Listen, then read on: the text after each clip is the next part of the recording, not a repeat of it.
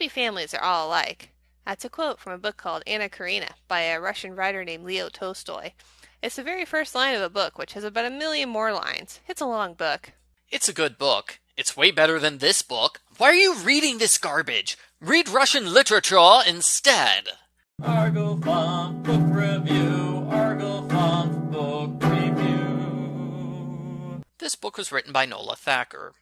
The premise of the book is that Marianne has been too selfish and self-centered lately. She decides she's going to put other people first for a change. When I read this, I rolled my eyes. Marianne is the most selfish BSC member? Give me a break. She's the least self-centered person of the group. Marianne takes the Arnold twins to meet Elvira the goat for the first time, even though they already met Elvira in book 65. Continuity! Yes, I went back and looked up goat continuity. You're welcome!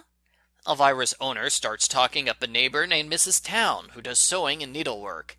Marianne loves sewing, I guess. I don't remember it coming up in previous books, but I'm not going to go back to check.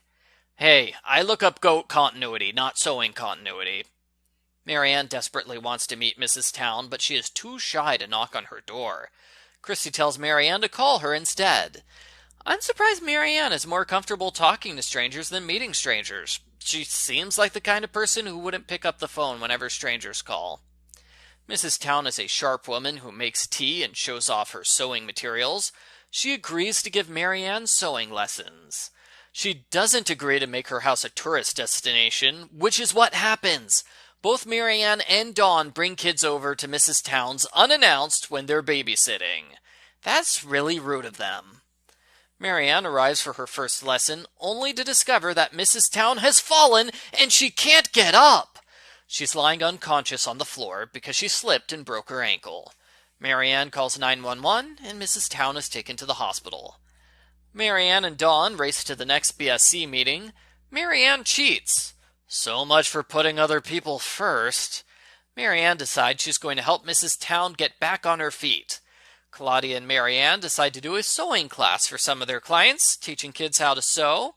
On the way back home, Dawn talks about how much she misses California. She does that throughout the entire book. It's foreshadowing for the next book. Marianne interrupts Dawn and talks nonstop about the sewing class. Marianne purposely is stopping Dawn from saying anything because she's scared Dawn will get homesick if she thinks about California too much. Again, so much for Marianne putting other people first in this book. At the sewing class, the kids learn how to make running stitches and basting stitches and chain stitches and fence stitches and French knots, and I have no idea what any of these things are, really. They visit Mrs. Towne, where Marianne helpfully puts dishes and groceries away. 3 days later, Marianne has her lesson with Mrs. Towne. Again, Marianne is helpful. She volunteers to make tea, waters the plants, and she puts groceries away. Why does an elderly widow need so many groceries? I don't know.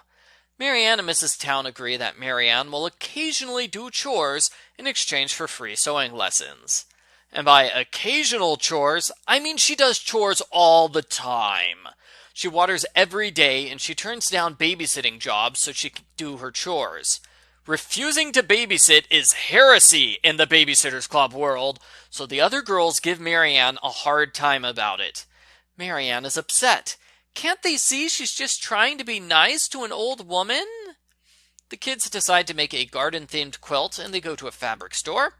But then a bully beats up Buddy for taking sewing lessons, until Buddy agrees to quit.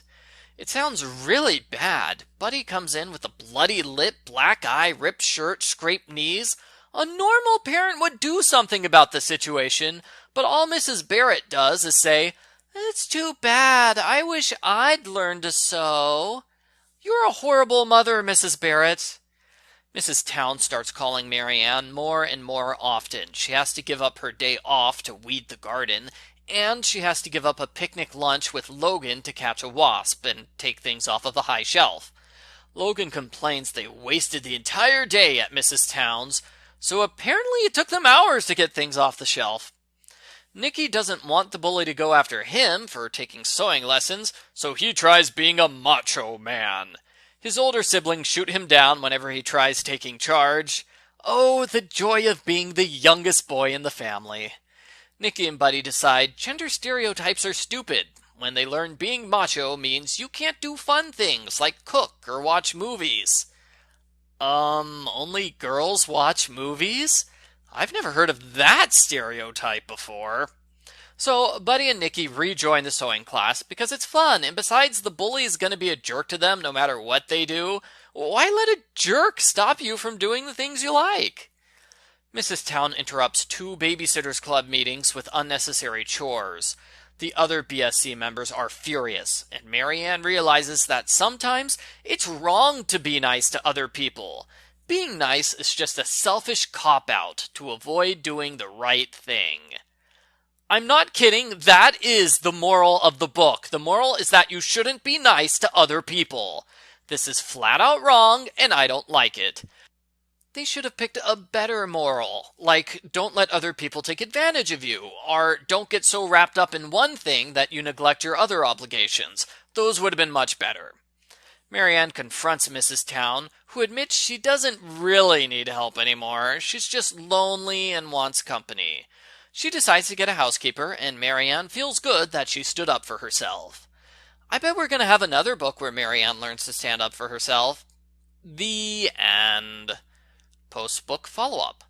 The premise of this book is a total mismatch. Chrissy or Stacy would be better choices for a learning not to be selfish book. Luckily, the real premise of the book is that Marianne learns to stand up for herself.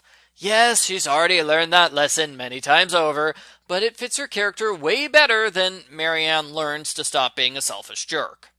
So, the premise and the moral of the story have problems, but luckily that's an easy fix. Just reword those sections of the book so they fit better and you'll be good to go.